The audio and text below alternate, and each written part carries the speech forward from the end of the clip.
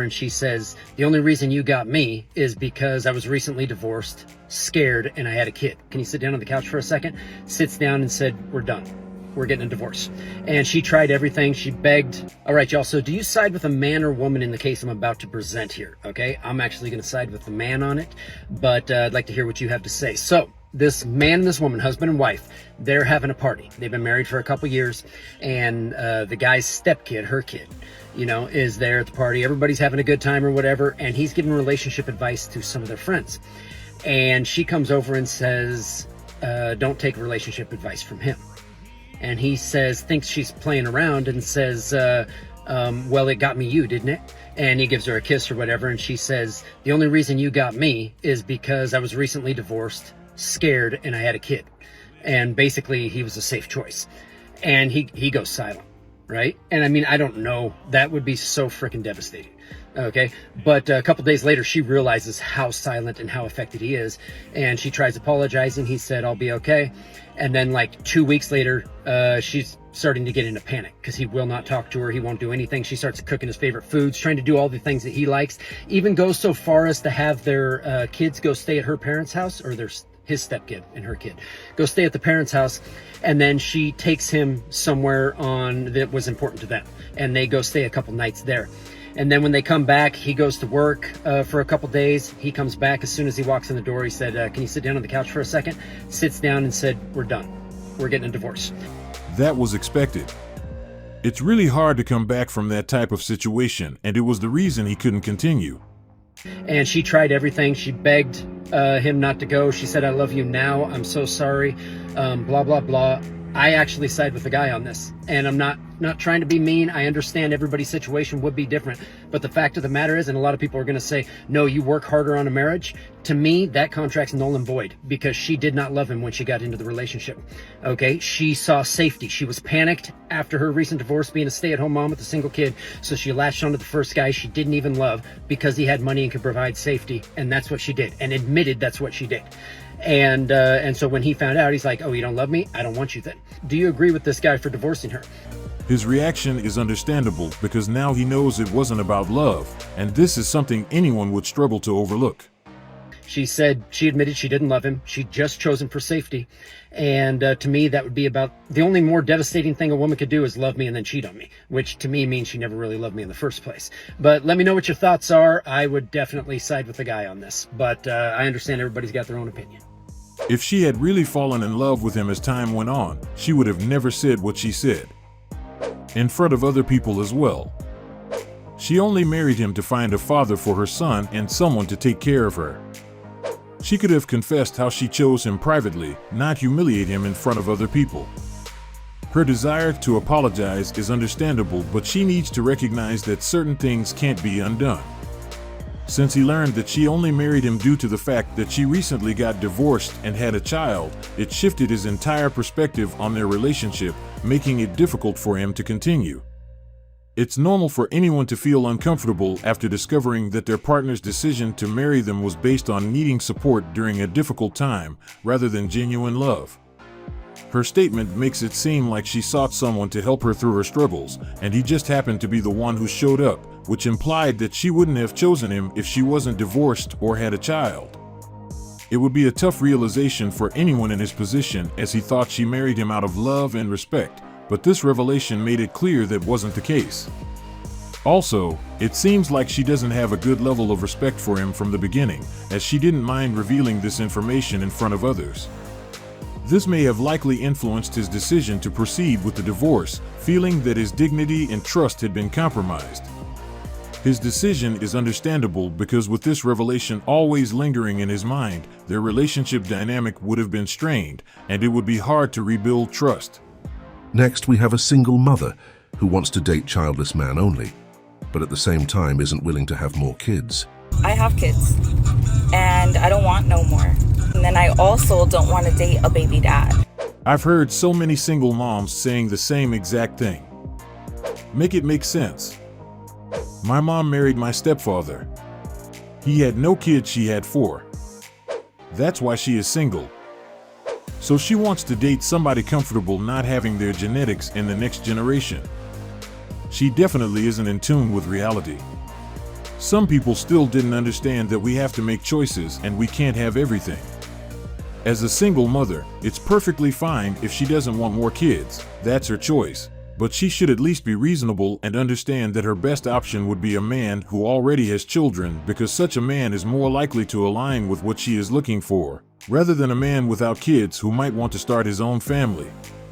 She is just setting herself up for drama, because targeting childless men knowing that you don't want to have more kids isn't smart. I bet she wouldn't be happy with this arrangement if the roles were reversed, because it seems like she is only thinking from her perspective, focusing on what she wants and ignoring their desire. This mindset will inevitably lead her to challenges when searching for the man she wants. She is looking for a childless man who will be willing to support her in raising her kids, knowing that he won't have the opportunity to have his own. It's not practical, and eventually she may realize the difficulty in finding a partner who would agree to her terms. I'm not ashamed of my 3 kids, and if I wouldn't have... Wouldn't you be ashamed of your 3 kids? Your 3 kids are a blessing, bundle of joy, blessing from the Most High God. But continue. If I wouldn't have the 3 baby daddies, I wouldn't have my 3 amazing kids. Whoa, whoa, whoa, whoa there, boy. Whoa there, buddy. 3 baby daddies? 3 of them.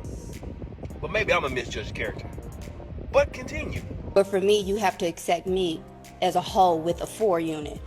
So it's either, are you even equipped to hold down this 4 fort? It seems like the other men that you have children didn't want to come with the 4 equip, the so-called total package, or what y'all ladies call, we are a package deal. Even though they step into your lives, buy clothes, provide everything you need that you wanted your first 3 children fathers to do, but they never did. This man comes in, now he's second in command behind you and your children. Well, third in command, knowing he's the head of the household and he provides. But now he has to come equipped for a 4-piece, like we at Popeyes or we at KFC or some of the churches. Select on the menu. Yeah, let me get that 4-piece. Let me get that 4-piece. Let me get that 4 with that hot sauce and that extra biscuit with that strawberry fin on the side. Without my 3 baby daddies, I wouldn't have my 3 wonder kids. Is that how you rationalize it? Good luck with that. It was surprising when she implied that if her kids hadn't come from 3 different fathers, they wouldn't be as amazing. It's hard to understand where she got this idea from, but it's certainly not accurate. Those children could have been just as special if they had come from a single father. Even if she had a positive co-parenting, things are generally simpler and more stable when all the children come from the same partner, as that scenario tends to be less complicated and is often considered ideal in every situation. So it's either, are you even equipped to hold down this 4 fort?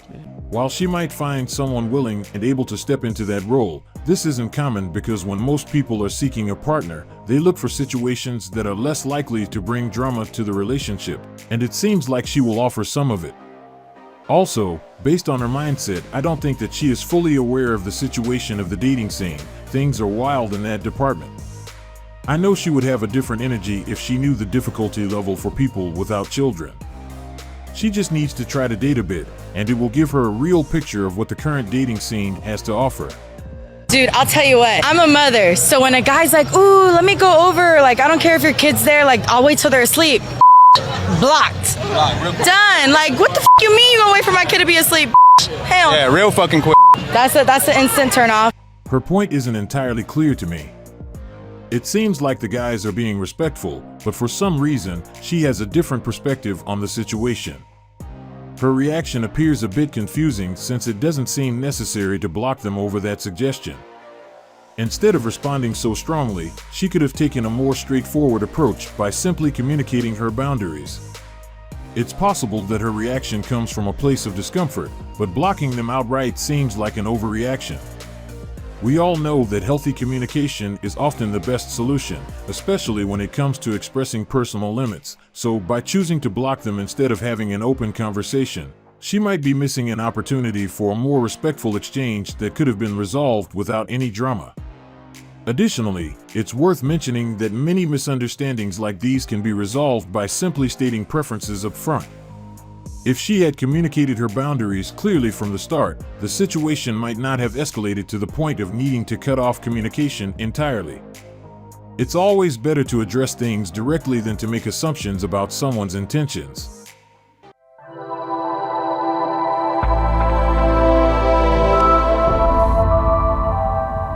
Welcome to our self-development section. Today we will talk about the importance of giving credit to our ideas and dreams.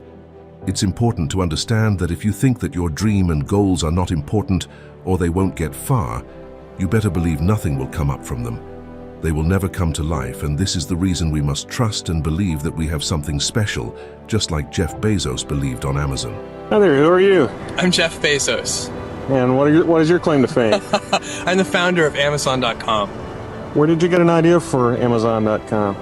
Well, 3 years ago, I was in New York City working for a quantitative hedge fund when I came across the startling statistic that web usage was growing at 2,300% a year. So I decided I would try and find a business plan that made sense in the context of that growth. And I picked books as the first best product to sell online. Well, it's an exciting place to be on the web right now. Oh, it absolutely is. I mean, it's just incredible. What's really incredible about this is that this is day one. This is the very beginning. This is the Kitty Hawk stage of electronic commerce. We're moving forward in so many different areas, and lots of different companies are as well. And the late 20th century is just a great time to be alive. Most of us know that at some point Amazon was just an idea. At some point he didn't even have a name for it. But look at what it turned out to be. Now he has a massive company, a massive empire that will pass through many generations. Just like your ideas, it was just something he thought could generate some cash. Imagine if Jeff Bezos never acted on his idea, we know what would have happened. We wouldn't have Amazon. So, take Jeff as an example, and do what he did. Bring your dreams and goals to life. You might think it is nothing special or nothing worth trying, but you never know. You could be holding a massive empire. You might be holding a corporation that could change your life and help many people. And this is what you have to have in mind when neglecting your dreams and your vision. How many of you think Jeff Bezos knew that Amazon would be this big? Maybe he did and maybe he didn't. But the fact of the matter is that he believed that something could come up from this idea, and he went for it. And now we have this massive corporation. You just need to give it a chance.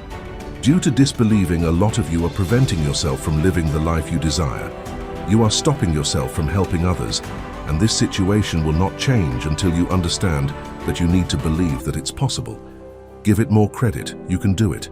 You are able to make it happen, just like Jeff did. This is all for today's video, and I hope you like it. Make sure to check our channel tomorrow so you don't miss the new video.